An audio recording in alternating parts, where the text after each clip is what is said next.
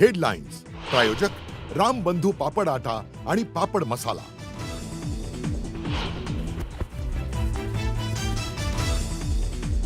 विलिनीकरणानंतर अमोल कोल्हे राष्ट्रवादीचे प्रदेशाध्यक्ष झाले असते। अजितदादांचीच इच्छा होती। रोहित पवारांचा मोठा दावा। विलिनीकरणाबाबत जयंत पाटलांच्या घरी 13 बैठका झाल्याची माहिती।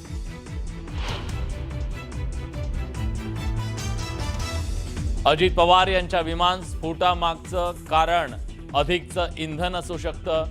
विमानाच्या टाक्या पूर्ण भरण्याची गरज काय होती? रोहित पवार यांचा सवाल।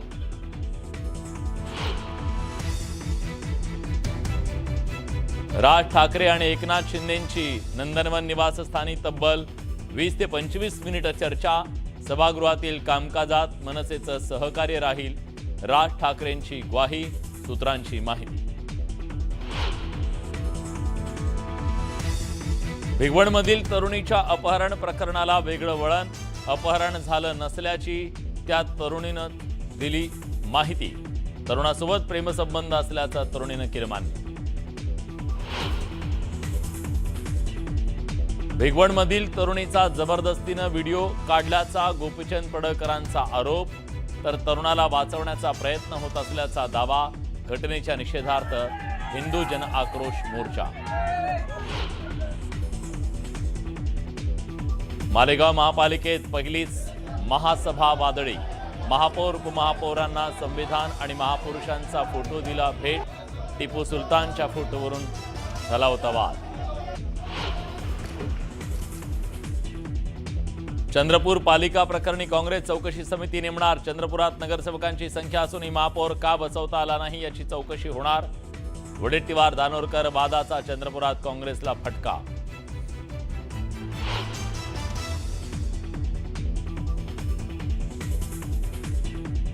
राज्यसभेसाठी शरद पवारांच्या राष्ट्रवादी काँग्रेसला काँग्रेस समर्थन देण्याची शक्यता।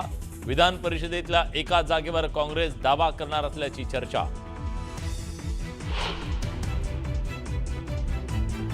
बेकायदेशीर बांगलादेशी फेरीवाल्यांच्या मुद्द्यावर किरीट सोमय्या आक्रमक। क्रॉफर्ड मार्केट मधल्या फेरीवाल्यांवर कारवाईची मागणी। आणि मुंबई लोकलमध्ये बुरखा घालून ट्रेनमध्ये चढणारी व्यक्ती पोलिसांच्या ताब्यात। सीसीटीव्हीच्या आधारे शोध घेत नाशकात केली अटक।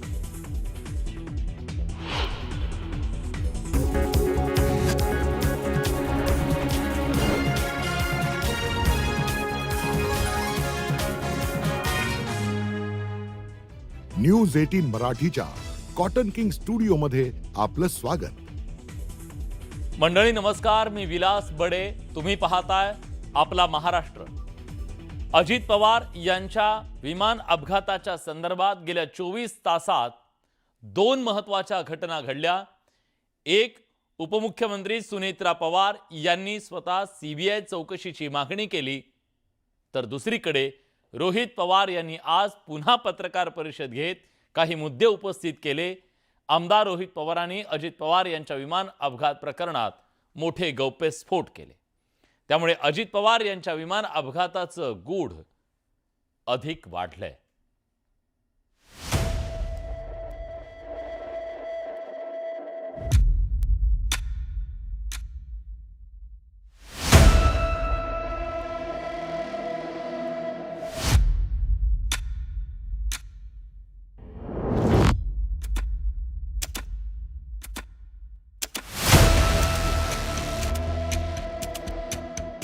रोहित पवार यांनी पुन्हा एकदा पत्रकार परिषद घेऊन नवे प्रश्न उपस्थित केले। रोहित पवारांच्या प्रश्नांमुळे संशयाचं धुकं अधिक गडद झाल्यानं राजकीय वर्तुळात आणि राज्यात पुन्हा चर्चांना उधाण आलंय।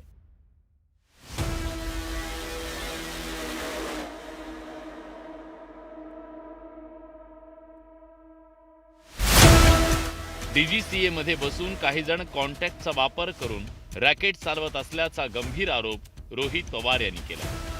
भाजपशी संबंधित कुटुंब आणि VSR कंपनीचे मालक रोहित सिंग यांचे संबंध रोहित पवारांनी अधोरेखित केले। मुख्य आरोपी रोहित सिंग सध्या अमेरिकेत असून दुबईतही त्यांचं कार्यालय आहे। देशात इतका मोठा वादंग निर्माण झालेला असताना त्यांना परदेशात जायला कोणी मदत केली? हा तपासातील महत्त्वाचा दुवा ठरू शकतो असा मुद्दा रोहित पवार यांनी उपस्थित केला. मग VSRच्या मालकाच्या मुलाच्या लग्नाला तुम्ही तिथं जाता आणि आज VSR या कंपनीवर जेव्हा ऑब्जेक्शन घ्यायचं असतं, त्याचे ऑपरेशन बंद करायचे असतात, तेव्हा तिथं मंत्री महोदय TDP या पक्षातले या देशाचे जे एव्हिएशन मिनिस्टर आहेत ते कुठेतरी म्हणतात no safety concern with Lear jet aircraft VSR venture aviation minister. का ऑब्जेक्शन आम्ही नाही घेतलं पाहिजे? रोहित पवार यांनी अपघातानंतर विमानात मोठे स्फोट झाल्याचा दावा केला. विमानात अतिरिक्त इंधनाचा साठा होता आणि त्यामुळे वारंवार स्फोट झाल्याची शंका त्यांनी उपस्थित केली. ब्लॅक बॉक्स जळाल्याच्या दाव्यावर रोहित पवार यांनी मॅन्युप्युलेशनचा आरोप केला. पायलट सुमित कपूर आणि कंपनीतील अनियमिततेबाबत पवारांनी गंभीर दावे केले. सुमित कपूर हे तीव्र नैराश्यात होते आणि त्यांना महागड्या मद्याचं व्यसन होतं. व्यसनामुळे त्यांना पूर्वी नोकरीवरून काढून टाकण्यात आलं होतं. तसंच पायलटचं लायसन रद्द होणं, अनधिकृतरित्या 2 विमानं उडवणं या बाबी अत्यंत गंभीर असल्याचं रोहित पवार म्हणाले. मुख्य पायलट सुमित कपूर याच्यामध्ये हे सगळे आम्ही विषय त्याच्यामध्ये मागितलेले आहेत. त्यांना कौटुंबिक अडचण होती. आता ती कौटुंबिक अडचण खूप खोलात जाऊन मी म्हणणार नाही आणि त्या विषयाला धरून त्याचं ब्लॅकमेल तिथं झालं असावं आणि मग ते ब्लॅकमेल त्या ठिकाणी झालं असल्यामुळेच ते जे काही घटना घडल्या अशी शंका आहे. अजित पवारांच्या अपघातावर प्रश्न उपस्थित करत असल्यामुळे कुटुंबियांना माझी काळजी वाटत असल्याचं रोहित पवार यांनी सांगितलं. मात्र मी लढणार नाही तर मग कोण लढणार असा प्रश्न रोहित पवारांनी उपस्थित केला. भीती मला वाटत नाही, पण माझ्या परिवाराला 100% त्या ठिकाणी भीती वाटते. एवढ्या मोठ्या लोकांना जर तू अंगावर घेत असेल, त्याच्याचबरोबर एवढी मोठी लोक जर कुणी असेल, कारण ही घटना घडवायला फार मोठे लोक त्याच्या मागे असू शकतात, नाही तर लागतील. आणि मग या लोकांना तू अंगावर घेत असतील तर आम्हाला तुझी काळजी वाटते. हे माझ्या पत्नीली सुद्धा मला बोलून दाखवलं आहे, माझ्या मुलांनी मला बोलून दाखवलं आहे, माझ्या आईवडिलांनी आणि माझ्या सासऱ्यांनी आणि सगळ्या जवळच्या लोकांनी ते बोलून दाखवलेलं आहे. पण आपण नाही लढणार तर कोण लढणार? रोहित पवार यांनी अनेक शंका उपस्थित केल्या. तर राष्ट्रवादी काँग्रेसकडूनही विमान अपघाताची CBI चौकशी करण्याची मागणी करण्यात आली. मुख्यमंत्री देवेंद्र फडणवीसांना उपमुख्यमंत्री सुनेत्रा पवार, प्रफुल्ल पटेल, सुनील तटकरे, हसन मुश्रीफ, पार्थ पवार यांच्या उपस्थितीत निवेदन देण्यात आलं. दरम्यान रोहित पवारांनी घेतलेल्या पत्रकार परिषदेमुळे विमान कंपनी आणि चौकशीबाबत संभ्रम निर्माण झाला. त्यामुळे राष्ट्रवादी काँग्रेसकडून याबाबत थेट वक्तव्य करण्यात आलं. जे काय झालं त्यामध्ये विमान कंपनीची जबाबदारी सर्वात मोठी आहे आणि त्यांची हे चूक असेल. आणि मला प्रारंभिक असं वाटते, मी असं नाही म्हणत चौकशी, पण मला असं वाटते की नक्कीच विमान कंपनी मोठ्या प्रमाणे या दुर्घटनामध्ये जबाबदार आहे. राजकीय आरोप प्रत्यारोपांच्या पार्श्वभूमीवर विमान अपघाताचा तपास करणाऱ्या संस्थांकडून L3 संभाषणाचा डेटा मिळवण्यात यश आल्याची माहिती मिळतेय. तर कॉकपिट व्हॉइस रेकॉर्डरची सखोल तपासणी सुरू आहे. एकंदरीत रोहित पवारांनी उपस्थित केलेल्या प्रश्नावरचं सत्य तपास पूर्ण झाल्यानंतर समोर येईल. मात्र तोपर्यंत राजकीय संघर्ष सुरू राहणार हे नक्की. संतोष गोरे, न्यूज 18 मराठी, मुंबई. रोहित पवार यांनी काही तांत्रिक प्रश्न उपस्थित करून घातपाताची शक्यता वर्तवली. पण त्याच वेळेला त्यांनी विमान अपघाताच्या घातपाताच्या कथित थिअरीला विलिनीकरणाचा राजकीय अँगल देण्याचाही प्रयत्न केला. त्यामुळे महाराष्ट्राचं राजकारण आता या राजकीय अँगलनं तापलंय. विलिनीकरणाला विरोध आणि घातपाताचा संबंध. रोहित पवारांना नेमकं म्हणायचे तरी काय? एकत्र राष्ट्रवादीचे प्रदेशाध्यक्ष कोल्हे होणार होते. डॉक्टर अमोल कोल्हेच या संयुक्तित राष्ट्रवादीचे प्रदेशाध्यक्ष या महाराष्ट्राचे झाले असते. दादांची इच्छा होती. विलिनीकरणासंदर्भातल्या नव्या दाव्यानं खळबळ. आम्ही NDA बरोबर जायचं का दादा बाहेर येऊन रस्त्यावरची लढाई आमच्याबरोबर लढणार, हे दादांमध्ये आमच्यामध्ये त्या ठिकाणी हा विषय झालेला आहे.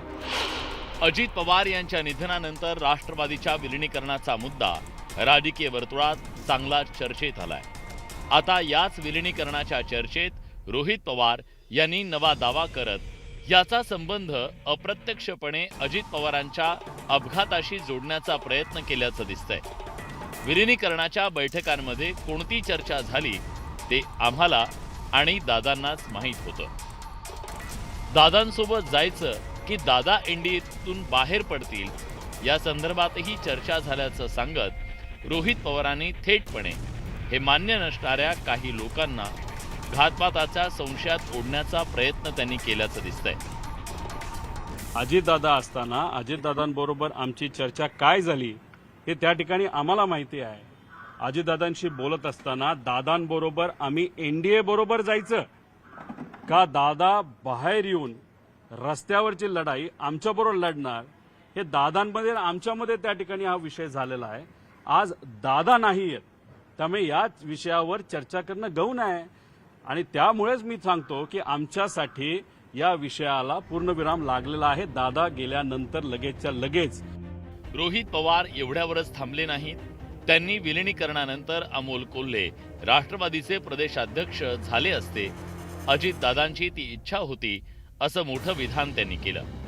दुसरीकडे विलिनीकरणाबाबत जयंत पाटलांच्या घरी 13 बैठका झाल्याचं सांगत पुन्हा एकदा विलिनीकरणावरून राष्ट्रवादीचे नेते प्रफुल्ल पटेल आणि सुनील तटकरेंसह विलिनीकरण विरोधकांना घेरण्याचा प्रयत्न केल्याचं दिसतंय. आज नाही, आमच्याकडे माहिती खूप आहे. डॉक्टर अमोल कोल्हेंनी सुद्धा या बाबतीत काही स्पष्टीकरण दिलं आहे. कारण डॉक्टर अमोल कोल्हेच या संयुक्तित राष्ट्रवादीचे प्रदेशाध्यक्ष या महाराष्ट्राचे झाले असते. दादांची इच्छा होती आणि मग ते फार प्रामुख्याने पुढाकार त्या ठिकाणी घेत होते दादांच्या इच्छेप्रमाणे आणि दादा त्यांच्यावर लक्ष ठेवून होते आणि त्यांना पार्टी ही वाढवायची होती. त्यामुळे अमोल कोल्हेंनी सुद्धा या बाबतीत स्पष्टीकरण दिलं आहे. ताईंनी दिले, शशिकांत शिंदे साहेबांनी दिले. ज्यांच्या घरी या बैठका व्हायच्या 13 बैठका झालेल्या आहेत. CCTV कॅमेरा कुठून घ्यायचा हे तुम्हाला त्या ठिकाणी माहिती आहे. तुम्ही ट्रॅफिकचा घ्या नाहीतर मंत्री लोढा साहेबांच्या घराच्या समोरचा घ्या. तिथं दादा तुम्हाला 13 वेळा वेगवेगळ्या गाडीमध्ये, पण घर एक जयंत पाटील साहेबांचंच आणि जयंत पाटील साहेबांनी सुद्धा यात स्पष्टीकरण दिलेलं आहे. रोहित पवार यांनी एकामागून एक दावे करत विलिनीकरणाला विरोध करणाऱ्या नेत्यांची कोंडी करण्याचा प्रयत्न केला. पण राष्ट्रवादीचे नेते मात्र अजून तरी विलिनीकरणाच्या प्रश्नावर बोलणं टाळतायत. नेता अजितदादांचा हे दुर्दैवी निधनामुळे आम्हाला या विषयावर कुठलीही चर्चा करायची नाही. आम्हाला फक्त पहिलं आमच्या पक्षाला सावरण्याचा हा काम हे महत्त्वाचं वाटते. आमच्या नेत्या आमच्या आमदारांनी सुनेत्रा वहिनी पवार यांना विधिमंडळाचा नेता निवडलेला आहे. एकंदरीत अजित पवार यांचे पुतणे असलेले रोहित पवार सातत्यानं अजितदादांचा अपघात नव्हे तर घातपात असल्याचा संशय उपस्थित करतायत. आता त्यांनी या घातपाताचा धागा थेट विलिनीकरणाशी जोडण्याचा अप्रत्यक्ष प्रयत्न केला. त्यामुळे आता रोहित पवार विलिनीकरण आणि घातपात हे एकमेकांशी जोडून कुणाला आरोपीच्या पिंजऱ्यात उभं करण्याचा प्रयत्न करतायत का, असा सवाल उपस्थित केला जातोय. रोहित पवारांच्या या दाव्यांचा काय राजकीय परिणाम होतो हे पाहणं महत्त्वाचं ठरणार आहे. Bureau report, news 18 Marathi.